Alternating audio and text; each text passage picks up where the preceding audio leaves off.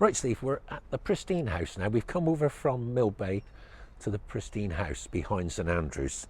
The reason we're here is because after the War of Independence, Britain, about 20 or 30 years after, had another war with America. This was when President Madison declared war on us. The reason is because while we were fighting France, America was supplying France with food, grain, and taking back supplies for themselves. So there was a trade between America and France. So British warships intercepted these American ships where they could and commandeered seamen. They thought they had a right to impress American sailors for their own ships. They didn't have enough sailors, so they would take them by force. The Americans didn't like this for obvious reasons. And then also Madison had an idea that he would take Canada because Britain was fighting far away in Europe. We couldn't do nothing about it, so he declared war on us, which was a bit of a stab in the back.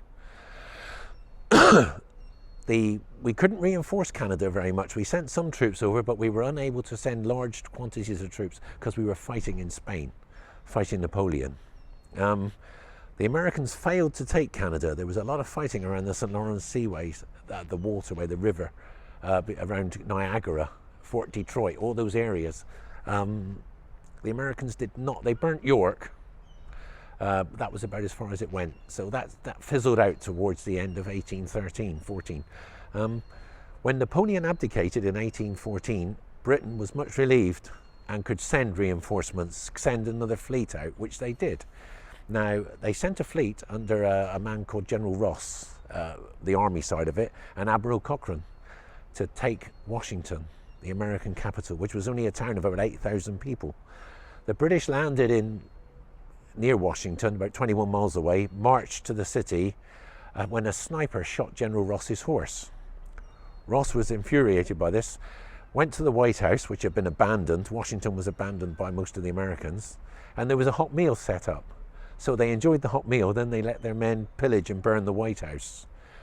A couple of months later, General Ross was persuaded to march on Baltimore and Maryland, but he took such a long time that the Americans made it a fortified town, and when the British went, we were repulsed. So the fighting in North America was seesawing. It was one time the British would win, other times the Americans win. Nobody was getting anywhere. At sea, the same thing happened. British seamen, British sailors and ships could not defeat the Americans. They used privateers a lot. And the reason we are here is because of an event that happened in the English Channel, the English Channel, where an American ship, the Argos, a 20-gun brig, was going around capturing prizes, English ships, and burning them, merchant ships. On August the 18th, 1813, HMS Pelican came out and surprised the American ship. They were unsuspecting. It must have been early morning. They weren't prepared. Captain William Henry Allen, who is commander of the American ship, he was a pretty good commander, but this time he was caught napping. The British attacked them. They were outgunned by 2. We had 18 guns. The American ship had 20, but we got in first. Captain Allen was badly wounded. His leg was taken off by a cannonball. His second in command went down. Left to the third in command, he surrendered. He had no choice. The British ship came in close and boarded. So Argos was captured. Captain Allen was brought back into Plymouth, kept in the Mill prison, where he died after 4 days with another man called Midshipman Delphi. The two of them were brought to St Andrews, given full military honours, and buried in St Andrews graveyard. This is their stone, and their bodies were put under here, under this stone plinth. So the bodies of the 2 men, and I will read that to you if you like.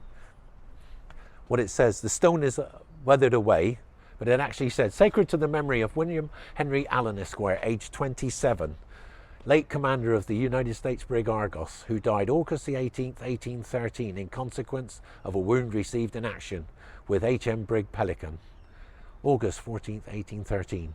Also in remembrance of Richard Delphi, midshipman, aged 18 years, US Navy, killed in the same action, whose remains are deposited here on the left, under here.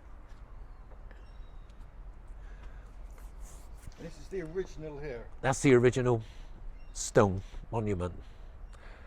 Now in 1987, can I move across you? The United States Daughters of 1812 put this plaque. This plaque commemorates the patriotic visit to Plymouth on May 30th, 1987 by the National Society United States Daughters of 1812 to perpetuate the memory of the American naval officers killed in action in the War of 1812 and buried in St Andrew's Churchyard. Phil, on the original here, this very much to me, looks like an American eagle. Yeah, it's a symbol on the anchor there as well beside it, showing a naval burial. So once again, a war thousands of miles away just impacted Plymouth. Yeah, and you know, the sad thing about this war, in December 1814, the Americans and the British signed a treaty at Ghent, the Treaty of Ghent. But do you know there was a battle fought after it on January the 8th, 1815 at New Orleans? Because it took so long for the news to get back to the British forces in America, there was a British army in New Orleans, Louisiana.